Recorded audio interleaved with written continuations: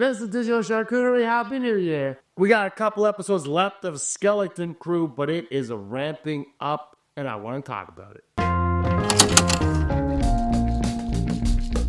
Hey everyone, this is Digital Charcuterie. My name is James. Thanks for stopping by. If you're new on the channel and you like Skeleton Crew Star Wars, hit that subscribe button. Talk about it all the time right here on Digital Charcuterie and in a longer podcast form on Rebel Scum Podcast. Our full-length discussion will be live on January 2nd at 9 p.m. Eastern. Check that out. Anyway, let's get right into it. Skeleton Crew, Episode 5, directed by Bryce Dallas Howard.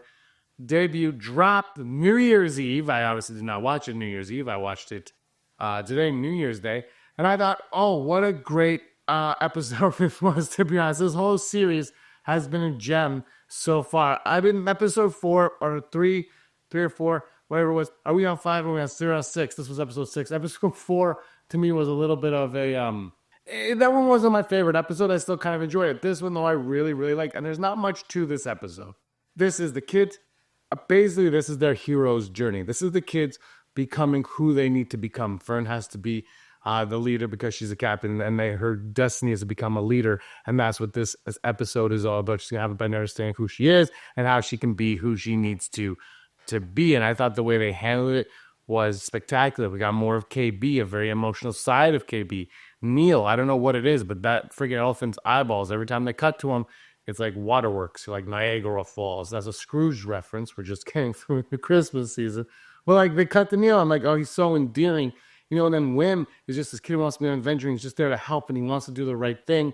And he's still trying to find his place. And everyone, by the end of this episode, the kids come together to save the day for themselves, obviously, and rescue. And we saw something very cool with the ship that they're on. Earlier on in the season, Smee said, don't ever touch this button. And then KB's like, or Fern is like, the only way to do this is if we hit the button that Smee or SM33 told us not to do. And everyone's like, I don't know about that. But Fern is becoming the leader. She learned later on how to get to the ship with Neil, how to get Neil to go with her, how to utilize his weakness, how to bring him past his, like, to see past his weaknesses. She was doing everything a good leader should do, and that's what her storyline was. And at the end, she goes, we gotta do this. This has to make the right call. And it was one of the cooler moments that we've had in Star Wars, especially the new era of Star Wars, where the ship goes in and kind of like a snake, you know, it sheds its skin to kind of like to escape the destruction of the junkyard. And we see a new slick design emerge from the ashes, let's say, and fly off into space. And now this ship, I'm like, okay, all right, this is one, you know, before they looked really cool, but now this is one that now you got double the toys. They don't make toys anymore, but if they did, now they could have double those toys. So I thought that was a really cool feature on the ship, and I thought it was a neat way of showing, you know, the ship shedding its old skin is kind of like the crew now, the skeleton crew of the ship shedding their old skin, and now they're in their new roles. They are in the roles that they are destined to be, and the kids that they're destined to become. Because don't forget, kids' heroes' journeys aren't as dramatic as the ones we see in the movie, right? It's about finding yourself. Who are your friends? Can you still be friends with your friends as you go through these changes that you're going through at certain stages of your lives? What does it mean? Can you tell your friends your deepest, darkest secrets? Can you trust them? You're worried about what they'll think of you if they find out certain aspects of who you are. It's all very kid stuff, and that's what they're doing. And these are real points of life. This is how kids grow, how kids learn, and they have these real fears, and they brought that to the forefront of this episode, and they exposed them, and they got the kids to elevate who every single one of these characters are through it. And that's, again, I thought it was just great. This show, you know, they always said it was going to be a Goonies, Stranger Things thing. The Stranger Things kind of, but the Goonies are hitting on all cylinders, like that 80s vibe.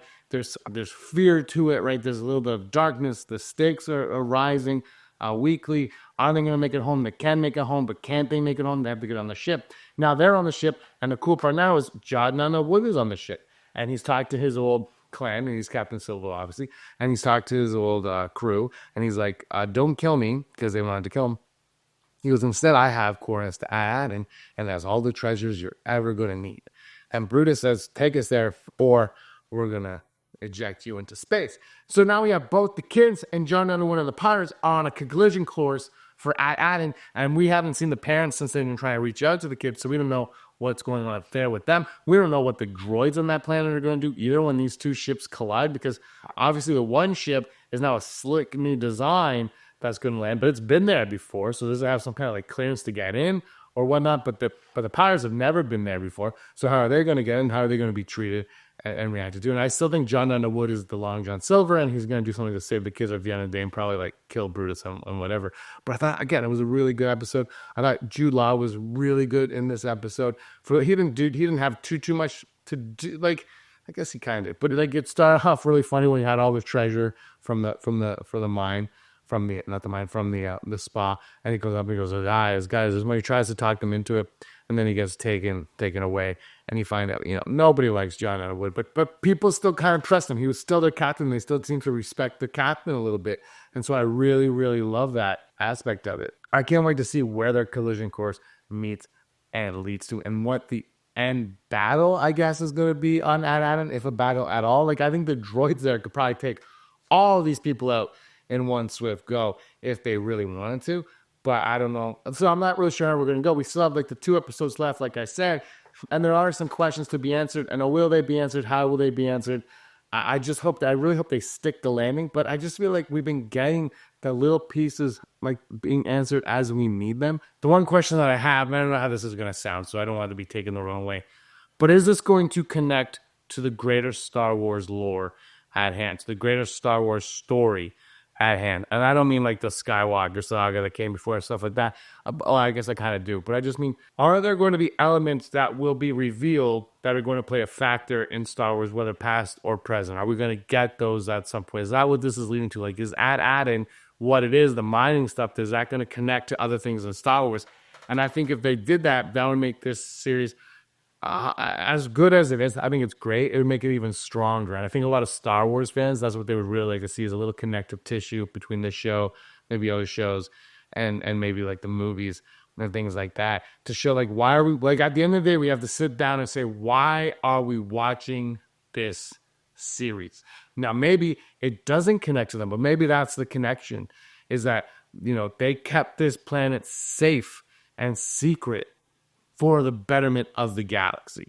Maybe that's what it ultimately is. And we know that this planet is out there somewhere doing what it's doing, and it will never be found by anybody. But when the time comes, maybe we go back to it. Maybe somebody else finds out that Ad-Aden is real, finds the coordinates to Ad-Aden, and we go on another journey to get there, but we have a better understanding of it. But I just ultimately think that this show has been so much fun from start to finish.